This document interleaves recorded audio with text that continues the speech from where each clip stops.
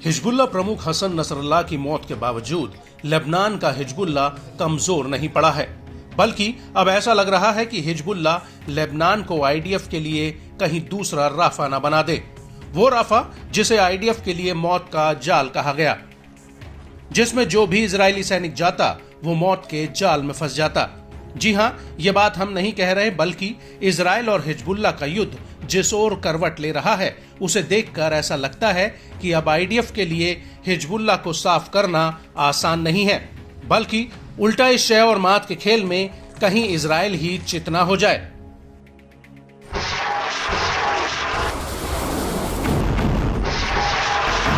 वो इसलिए क्योंकि लेबनान में आईडीएफ के लिए एक एक दिन अपनी मौत का दिन साबित हो रहा है और अब दक्षिणी लेबनान में हिजबुल्लाह के साथ जंग में आईडीएफ के 5 और सैनिक मारे गए हैं, जबकि 37 जवान घायल हुए हैं। मीडिया रिपोर्ट्स के मुताबिक इन सैनिकों की मौत 2 घटनाओं में हुई।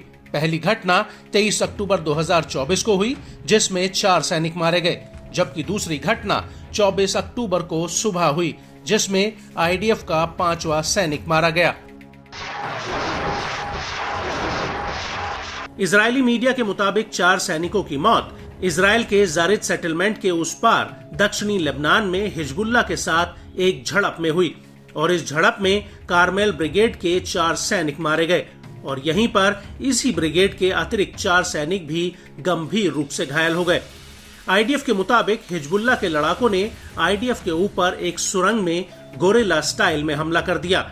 रिपोर्ट्स के मुताबिक हिजबुल्लाह के लड़ाकों ने सुरंग में छिपकर आईडीएफ के ऊपर ताबड़तोड़ ग्रेनेड बरसाने शुरू कर दिए, जिसकी वजह से रेस्क्यू ऑपरेशन भी काफी मुश्किल हो गया। और गौर करने वाली बात यह है कि जहां पर यह झड़प हुई वो पूरा इलाका घने जंगलों से घिरा था।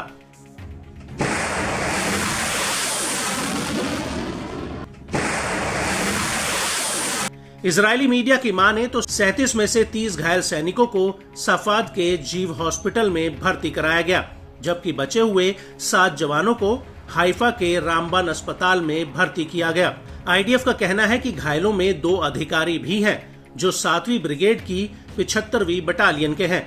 इनमें से एक एंटी टैंक हमले और दूसरा मलाकिया में मिसाइल हमले में घायल हुआ।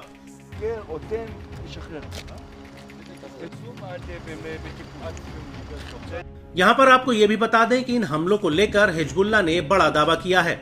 हिजबुल्लाह का कहना है कि उसने अभी तक आईडीएफ के 70 सैनिकों को ढेर कर दिया है, जबकि 600 सैनिक घायल हुए हैं। हिजबुल्लाह के मुताबिक उसने कम से कम 27 मेरकावा टैंक तबाह कर दिए हैं। इसके अतिरिक्त आईडीएफ के 4 मिलिट्री बुलडोजर, 1 आर्मर्ड व्हीकल और 1 एपीसी वाहन भी जंग के मैदान में नष्ट हो गया है। हिजबुल्लाह का यह भी दावा है कि आईडीएफ अभी तक फ्रंट लाइन पर लेबनान के किसी भी गांव पर कंट्रोल नहीं कर पाई है।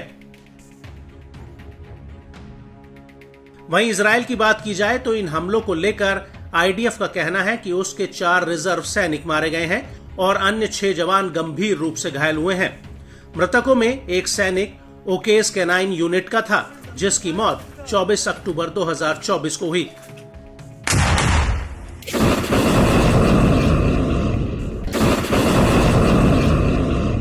बड़ी बात यह है कि इजरायली त्योहार सिमहत तोराह के दिन भी हिजबुल्लाह इजराइल में लगातार रॉकेट बरसा रहा था।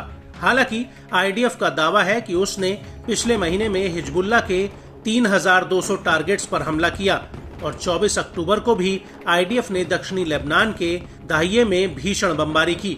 दाहिये को हिजबुल्लाह का गढ़ माना जाता है, लेकिन इन हमलों के बाद हिजबुल्लाह ने भी इसी दिन उत्तरी इजराइल पर 120 से ज्यादा रॉकेट और कई ड्रोन फायर किए। टाइम्स ऑफ इजराइल के मुताबिक इसमें से कई रॉकेट कारमेल शहर की रिहायशी इमारतों पर जाकर गिरे हैं, जिनमें भारी नुकसान हुआ है। लेकिन इस घटना को लेकर आईडीएफ का कहना है कि कारमेल इलाके पर 5 रॉकेट दागे गए थे, जिन्हें एयर डिफेंस ने इंटरसेप्ट कर लिया।